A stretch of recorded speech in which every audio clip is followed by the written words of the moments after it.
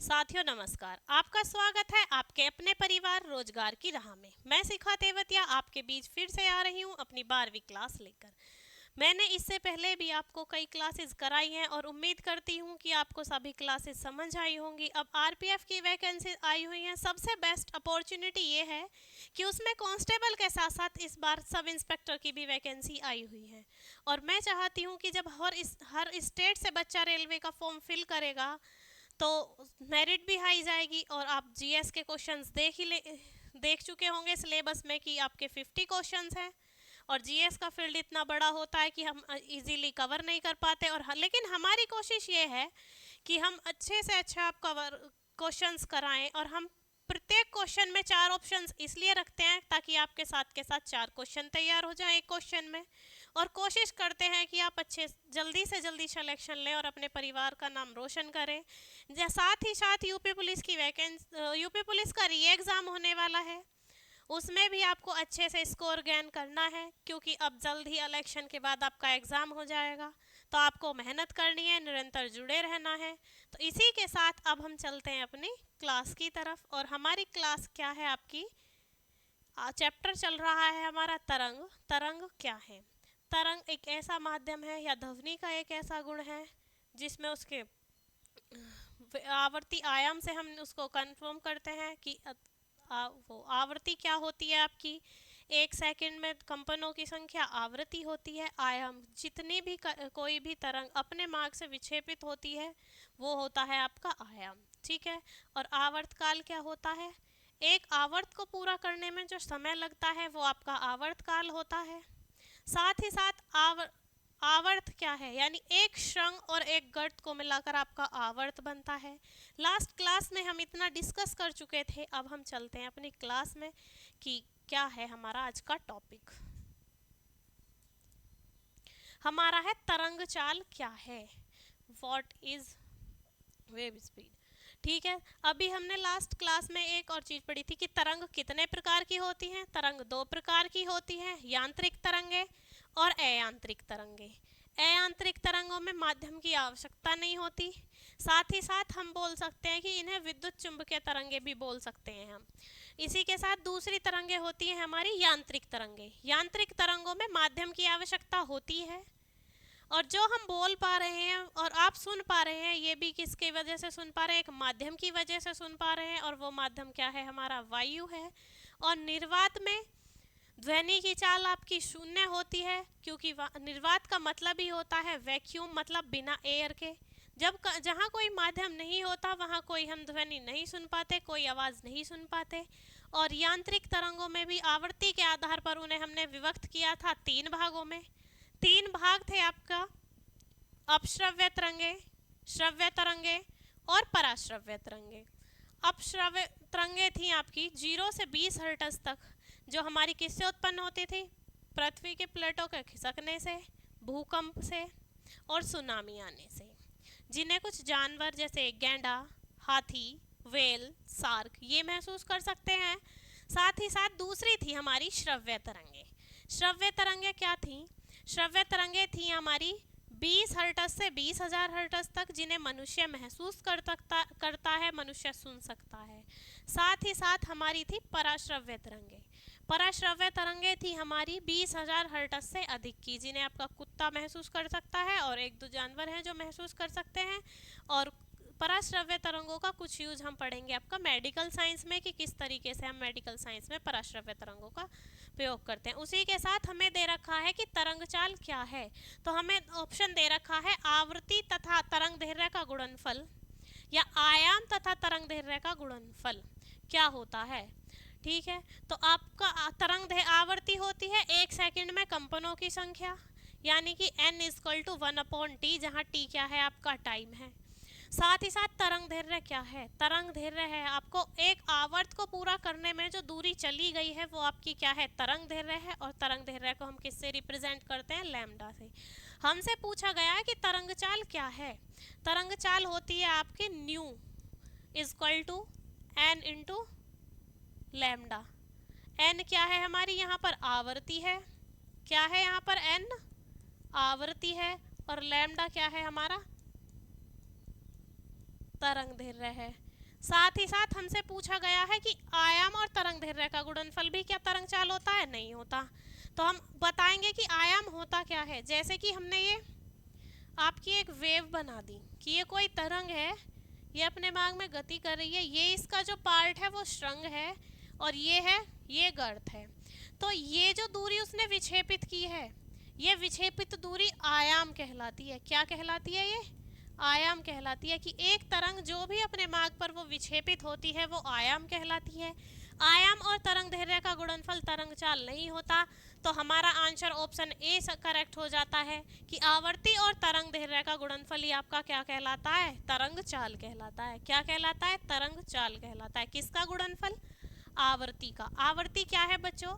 एक सेकंड में किए गए कंपनों की संख्या आवर्ती है। साथ ही साथ तरंग दैर्ध्य क्या है? एक आवर्त को, मतलब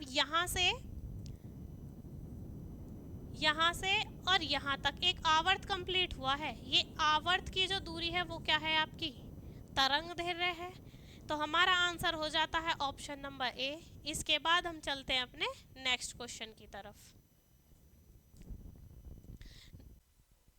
पराश्रव्य तरंगों का उपयोग नहीं होता है, मतलब पराश्रव्य तरंगों का उपयोग किस में नहीं होता है? पराश्रव्य तरंगें जो होती है हमारी वो 20,000 हर्ट्ज से अधिक की होती हैं, जो चमगादड़ द्वारा भी महसूस की जा सकती हैं। जब पूछा गया है कि पराश्रव्य तरंगों का उपयोग नहीं होता, संदेश भेजने में भी पराश्रव्य तरंगों का उपयोग किया जाता है। कारखाना की चिमनियों से काली हटाने के लिए, मतलब काली स्याही जो चिमनियों पर आ जाती है, बड़े बड़े कारखानों में जो चिमनियां लगी हुई हैं उन पर जो काली स्याही जमा होती जाती है, यानी उसे हम कार्बन बोलते हैं, वो लग जाता है। उसको हटाने के लिए भी आप पराश्रव्य तरंगों का यूज कर सकते हैं। साथ ही साथ भ्रूण यानी एम्ब्रॉय में जो गर्भ अवस्था होती है किसी भी लेडीज की, उसमें जो 3 से 4 महीने के बीच का टाइम पीरियड है वो एम्ब्रॉयड है, जब बच्चा विकसित होने वाला होता है उस समय का। उस टाइमिंग में आप बच्चे के जेंडर को पता लगाने के लिए भी आप क्या कर सकते हैं? पराश्रव्य तरंगों का यूज कर सकते हैं।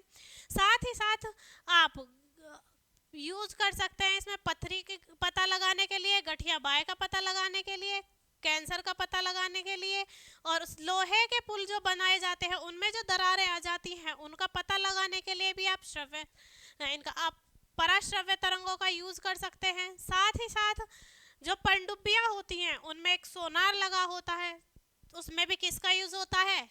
आपका पराश्रव्य तरंगों का यूज होता है। सोनार होता क्या है? सोनार का मतलब है आपका SO से हो जाता है आपका साउंड, ए से हो जाता है आपका navigation, sound, navigation and ranging. A से क्या हो जाता है आपका? एंड, और आर से क्या हो जाता है आपका? रेंजिंग। यानी जो पनडुब्बी है उसका यूज हम पनडुब्बी में सोनार का जो यूज करते हैं हम वो दिशा के लिए या किसी खतरे को महसूस करने के लिए हम सोनार का यूज करते हैं। और खेती में जो छोटे छोटे कीड़े मकोड़े हैं उनको बढ़ाने के लिए भी हम किसका यूज कर सकते हैं? पराश्रव्य तरंगों का यूज कर सकते हैं। अब हमसे पूछा गया है कि पराश्रव्य तरंगों का उपयोग नहीं होता, तो हम कह देंगे रेडियो और टेलीविजन में इनमें किसका उपयोग होता है? विद्युत चुंबकीय तरंगों का। किसका उपयोग होता है इसमें? विद्युत चुंबकीय तरंगों का। ठीक है, तो हमारा आंसर हो जाता है ऑप्शन नंबर डी। इसी के साथ हम चलते हैं अपने नेक्स्ट क्वेश्चन की तरफ। नेक्स्ट क्वेश्चन है हमारा, ध्वनि की चाल निर्भर करती है आयाम पर, आवृत्ति पर, आवर्तकाल पर या प्रस्थता अवय घनत्व पर। ध्वनि की चाल आवृत्ति पर निर्भर नहीं करती, आयाम पर निर्भर नहीं करती, ना ही आवर्तकाल पर निर्भर करती, लेकिन आयाम और आवृत्ति हमारी आवाज को बताते हैं कि अगर आयाम अधिक है तो आवाज कैसी है, आवृत्ति अधिक है तो आवाज कैसी है। साथ ही साथ आवर्तकाल क्या होता है? एक आवर्त को पूरा करने में जो समय लगता है वो आपका आवर्तकाल होता है। आयाम होता है आपका कि एक कोई भी किरण अपने स्रोत से जितनी विक्षेपित होती है वो दूरी आपकी आयाम कहलाती है। साथ ही साथ आवर्ती होती है आपकी, 1 सेकंड में दोलनों की संख्या आवर्ती होती है। फिर हमसे पूछा गया है कि क्या प्रत्यास्था और घनत्व पर निर्भर करती है ध्वनि की चाल। प्रत्यास्था क्या है? किसी भी वस्तु का वह गुण जब उस पर कोई बाह्य बल लगाया जाए तो वो उसका जो रूप है उसमें विकृति हो और छोड़ने पर वह पुनः अवस्था में आ जाए, वो प्रत्यास्था है। और घनत्व क्या है आपका? घनत्व है आपका द्रव्यमान बटे आयतन, यानी एकांक आयतन में कुल द्रव्यमान। ठीक है बच्चों, और हमारी जो ध्वनि की चाल है वो निर्भर करती है किस पे? प्रत्यास्थता और घनत्व पर। ठीक है, तो हमारा आंसर हो जाता है ऑप्शन नंबर डी। क्या हो जाता है हमारा आंसर? Option number D. इसके बाद हम चलते हैं अपने क्वेश्चन की तरफ। नेक्स्ट क्वेश्चन है हमारा कि ध्वनि की चाल सबसे अधिक किस में होती है? पदार्थ की 3 मात्राएं होती हैं। कितनी मात्रा होती है? 3। कौन कौन सी? पहली होती है आपकी ठोस, दूसरी होती है द्रव और तीसरी होती है गैस। हमसे पूछा गया है कि ध्वनि की चाल किस में सबसे अधिक होती है? ठोस में, द्रव में, गैस में या उपरोक्त सभी में? कि जो वॉइस है वो सबसे ज्यादा किस में चलती है? आप ये बताइए कि आप किसी मंदिर का घंटा बजाते हैं, वो ठोस है, उसका साउंड ज्यादा है, आपके पानी में पत्थर मारते हैं उससे जो आवाज आती है उसका साउंड ज्यादा है। जब हम मंदिर का घंटा बजाएंगे तो उसकी आवाज ज्यादा होगी। तो सबसे ज्यादा ध्वनि की चाल किस में होगी आपका? ठोस में। ठोस से कम द्रव में और द्रव से कम गैस में। तो सबसे अधिक ध्वनि की चाल आपकी होती है ठोस में। तो ये किसकी पदार्थ की 3 मात्राएं होती हैं, कौन सी? ठोस, द्रव और गैस। यानी पदार्थ की 3 अवस्था हैं। तीनों अवस्था कौन सी है? ठोस है, द्रव है और गैस है। साथ ही साथ मैं बता दूं आपको, जो ठोस है उसका आयतन और आकार निश्चित होता है। द्रव का आयतन तो निश्चित होता है लेकिन आकार निश्चित नहीं होता। और गैस का ना तो आयतन निश्चित होता है और ना आकार निश्चित होता है। तो ठीक है बच्चों, हमारा आंसर है ऑप्शन नंबर ए। इसी के साथ हम चलते हैं अपने नेक्स्ट क्वेश्चन की तरफ।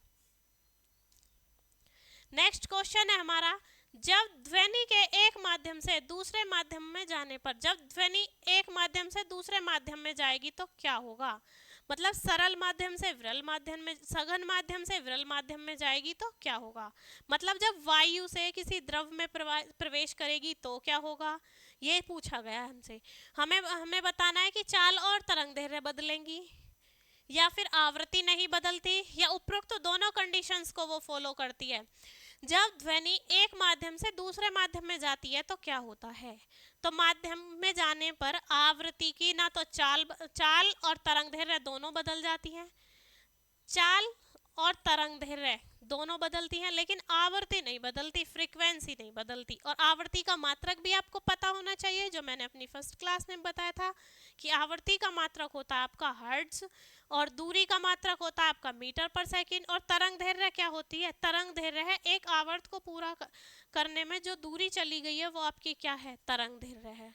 ठीक है, तो हमारा ऑप्शन सी करेक्ट हो जाता है कि अगर हम ध्वनि को किसी एक माध्यम से दूसरे माध्यम में ले जाएंगे तो क्या होगा? उसकी चाल और तरंग दैर्घ्य तो बदल जाएगी लेकिन क्या नहीं बदलेगा? आवृत्ति नहीं बदलेगी। तो साथ ही साथ हमारा ऑप्शन करेक्ट हो जाता है ऑप्शन नंबर सी। इसी के साथ हम चलते हैं अपने नेक्स्ट क्वेश्चन की तरफ। नेक्स्ट क्वेश्चन है हमारा, ध्वनि की चाल पर दाब का प्रभाव। क्या ध्वनि की चाल पर दाब का प्रभाव पड़ता है? दाब बढ़ने पर ध्वनि बढ़ेगी, दाब घटने पर घटेगी, या कोई परिवर्तन नहीं होगा? तो मैं आपको बता दूं दाब क्या होता है आपका। एकांक क्षेत्रफल पर लगने वाला बल क्या होता है आपका? दाब कहलाता है।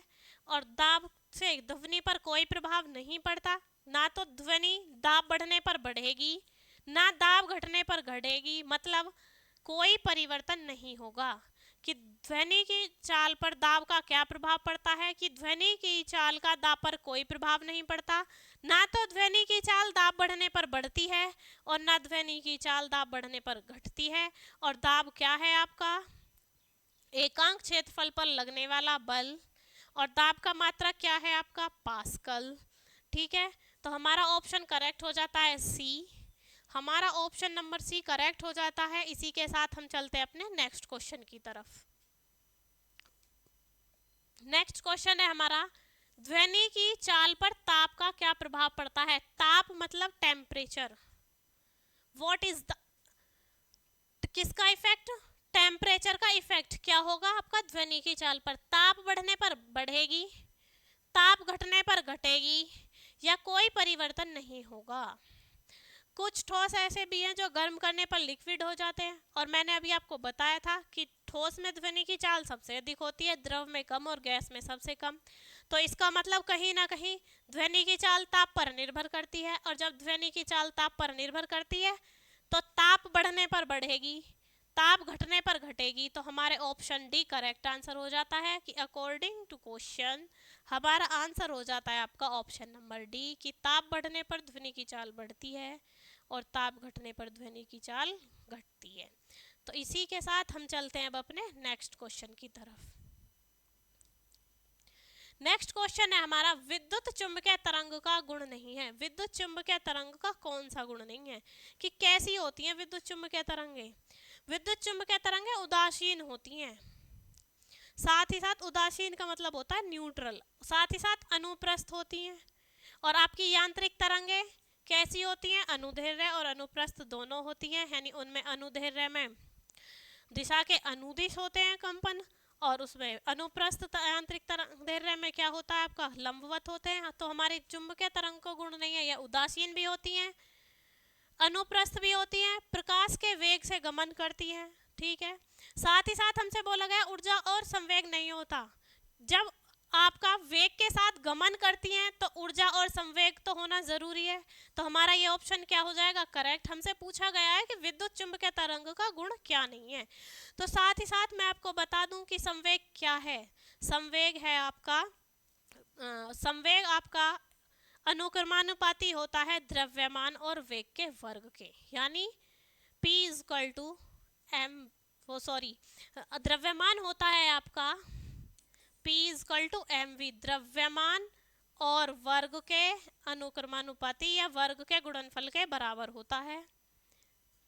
सॉरी बच्चों, ये है आपका संवेग, और संवेग होता है आपका द्रव्यमान और वेग के गुणनफल के बराबर। अभी लास्ट में मैं बोल गई कि वर्ग के गुणनफल, वर्ग के नहीं, वेग के गुणनफल के बराबर होता है। ठीक है, तो हमारा ऑप्शन डी करेक्ट हो जाता है। इसी के साथ हम चलते हैं अपने नेक्स्ट क्वेश्चन की तरफ।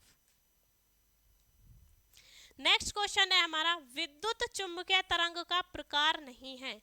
विद्युत चुंबकीय तरंग होती है हमारी गामा किरणें, एक्स किरणें, परावैंगनी किरणें, रेडियो तरंगे, दृश्य तरंगे। साथ ही साथ हमसे पूछा गया कि क्या नहीं है, तो ये गामा किरणें, एक्स किरणें, परावैंगनी किरणें, दृश्य किरणें, रेडियो किरणें, अवरक्त किरणें, ये होती हैं आपकी विद्युत चुंबकीय तरंगे। और लेकिन हमसे पूछा गया है कि कौन सी, जो यहाँ 3-4 ऑप्शन दिए गए हैं उनमें से क्या नहीं है, कि विद्युत चुंबकीय तरंग कौन सी तरंग नहीं है। तो हमने अभी पढ़ा था कि अपश्रव्य तरंगे होती हैं आपकी यांत्रिक तरंगे, और यांत्रिक तरंगे जब अपश्रव्य तरंग होती हैं तो हमारा आंसर हो जाता है ऑप्शन नंबर डी। ठीक है बच्चों, तो कि विद्युत चुंबकीय तरंग का प्रकार नहीं है कौन सी तरंग? अपश्रव्य तरंग नहीं है। तो इसी के साथ हम चलते हैं अपने नेक्स्ट क्वेश्चन की तरफ। नेक्स्ट क्वेश्चन है हमारा, रेडियो, टीवी और टेलीफोन में उपयुक्त होती हैं। कौन सी किरणें उपयुक्त होती हैं आपकी? रेडियो, टेलीफोन और आपका टीवी में। तो आपकी तरंगें दृश्य तरंगें नहीं, अवरक्त किरणें भी नहीं होती, एक्स किरणें भी नहीं होती। तो हमारा आंसर हो जाएगा आपका रेडियो तरंगें। कौन सी तरंगें यूज होती हैं आपकी? रेडियो तरंगें। और ये चारों तरंगें आपकी क्या हैं? विद्युत चुंबकीय तरंगें हैं, विद्युत चुंबकीय तरंगे हैं। विद्युत चुंबकीय तरंगे हम किसको बोलते हैं? अयांत्रिक तरंगों को। और अयांत्रिक तरंगे क्या हैं? जिसमें हमें माध्यम की आवश्यकता नहीं होती। तो हमारा ऑप्शन हो जाता है डी करेक्ट। इसी के बाद चलते हैं हम अपने नेक्स्ट क्वेश्चन की तरफ। नेक्स्ट क्वेश्चन है हमारा, आवर्ती के घटते क्रम में विद्युत चुंबकीय तरंगे, यानी कि एक हमें तरंगे दी हुई हैं कि गामा किरण, एक्स किरण, दृश्य किरणें या अवरक्त किरणें, आवृत्ति के घटते क्रम में लगानी है। मतलब पहले सबसे ज्यादा आवृत्ति की किरण, उसके बाद सबसे कम, फिर उससे कम, फिर उससे कम। ठीक है, तो हम देखते हैं कि गामा किरणें, एक्स किरणें, पराबैंगनी किरणें या दृश्य किरणें। आपने देखा होगा कि गामा किरणों की भेदन क्षमता अधिक होती है, इसलिए ये अभी तक ज्यादातर किसी भी यूज में नहीं है। गामा किरणों की भेदन क्षमता इसलिए अधिक होती है क्योंकि इनकी आवृत्ति भी अधिक होती है। फिर उसके बाद है एक्स किरणें। एक्स किरणों का यूज़ होता है हमारा एक्सरे करने के लिए, और भी कई सारे यूजेज है, सीटी स्कैन करने के लिए।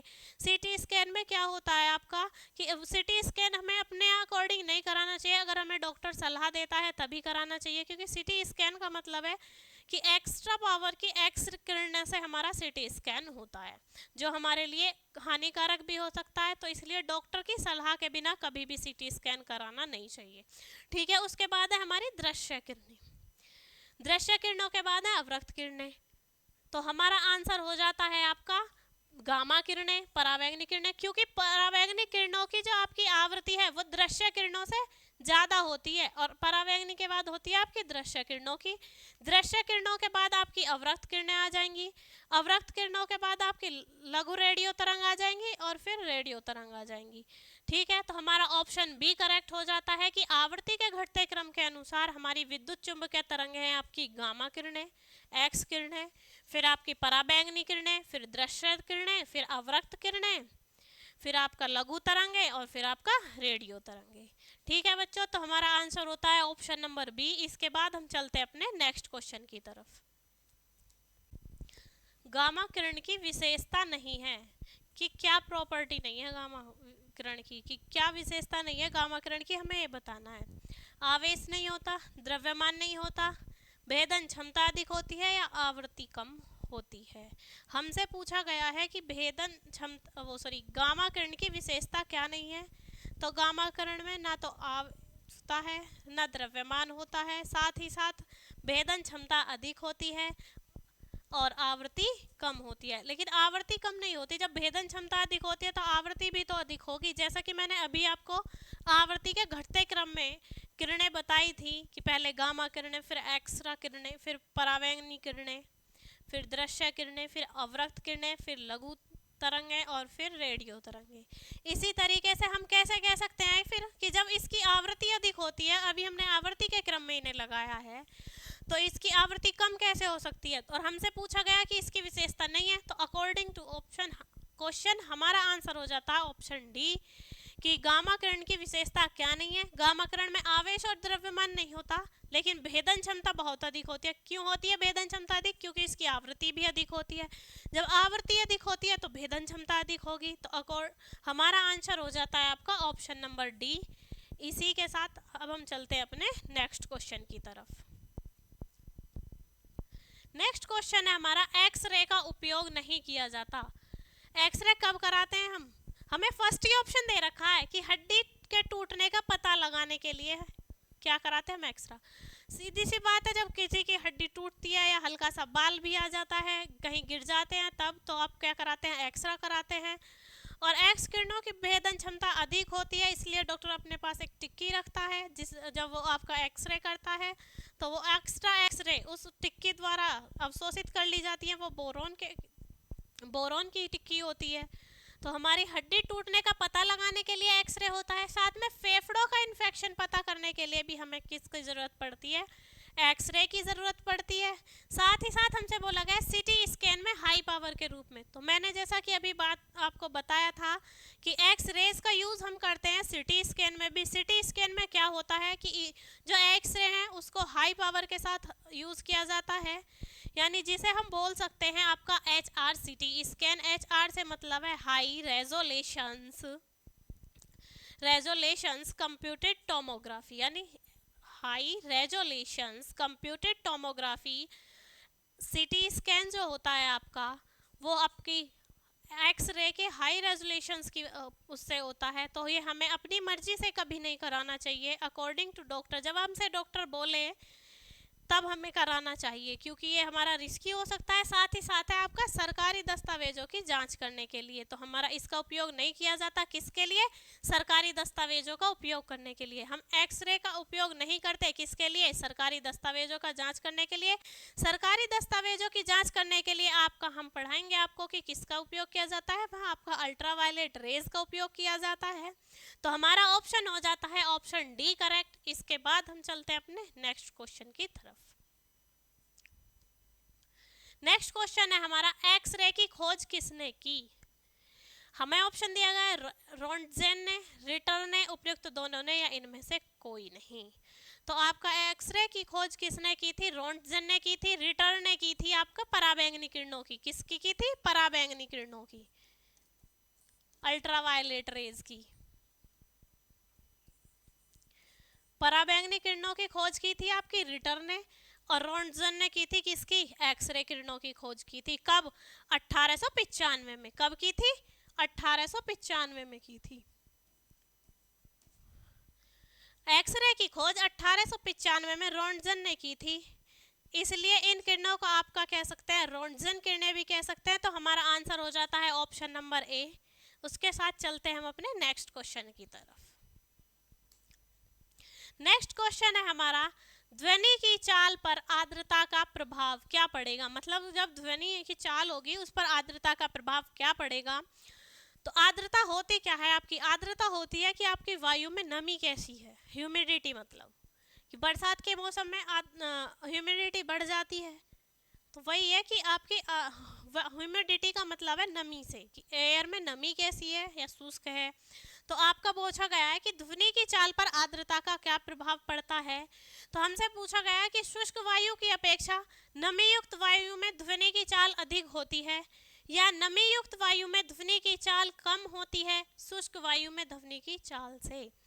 आप एक बात बताइए, नमी युक्त मतलब जिसमें ह्यूमिडिटी है, थोड़ी बहुत जलवाष्प है, और पृथ्वी पर सबसे ज़्यादा जलवाष्प भी पाई जाती है, क्योंकि जब पृथ्वी पर सबसे ज़्यादा पानी है तो जलवाष्प भी पाई जाएगी, वेपर्स भी पाई जाएंगी। तो हमसे पूछा गया कि शुष्क वायु की अपेक्षा नमी युक्त वायु में ध्वनि की चाल अधिक होती है। जी हाँ, जो नमी युक्त एयर है उसमें आपकी ध्वनि की चाल अधिक होगी शुष्क से, क्योंकि मैंने अभी आपको बताया कि निर्वात में वायु की चाल शून्य होती है, और जब आपका शुष्क वायु होगी उसमें भी आपकी वायु की चाल कम होगी। लेकिन नमी युक्त वायु जो होगी, जो ठंडी हवाएं होंगी, उनमें आपकी ध्वनि की चाल अधिक होती है। तो हमारा ऑप्शन ए करेक्ट हो जाता है। ठीक है बच्चों, तो हमारा ऑप्शन होता है ए करेक्ट। इसी के साथ हम चलते हैं अपने नेक्स्ट क्वेश्चन की तरफ। नेक्स्ट क्वेश्चन है हमारा, निम्न में किसकी ध्वनि की चाल अधिक है? निम्न में से किसकी ध्वनि की चाल अधिक है? कभी कभी हमसे साइड में को ऑप्शन दे देता है, मैचिंग करने के लिए पूछ लेता है। तो इसमें ध्वनि की चाल सबसे अधिक होती है आपकी एल्यूमिनियम में, 6420। कितनी होती है? 6420, क्योंकि एल्यूमिनियम भी ठोस है, एल्कोहल लिक्विड है, हाइड्रोजन गैस है, कार्बन डाइऑक्साइड गैस है। तो इन सब की कम होती है, लेकिन एल्यूमिनियम क्या है? धातु है और ठोस है, तो इसमें चाल कैसी होगी? अधिक होगी। कितनी होती है? 6420 होती है। तो हमारा ऑप्शन ए करेक्ट हो जाता है। इसी के साथ हमारी आज की क्लास समाप्त होती है। अगर आपको हमारी क्लास में कोई गलती मिलती है तो आप कमेंट्स करके बताइए, तभी तो हमें पता चलेगा कि हमने क्या गलती की है और कहाँ की है, तभी हम सुधार कर पाएंगे। और हम आपके साथ इसी तरीके से जुड़े रहेंगे और कोशिश करेंगे कि आपके आने वाले आगामी परीक्षाओं में सिलेक्शन लें, अपने परिवार का नाम रोशन करें और अपनी ज़िंदगी अच्छे से जिएं। जय हिंद, जय भारत।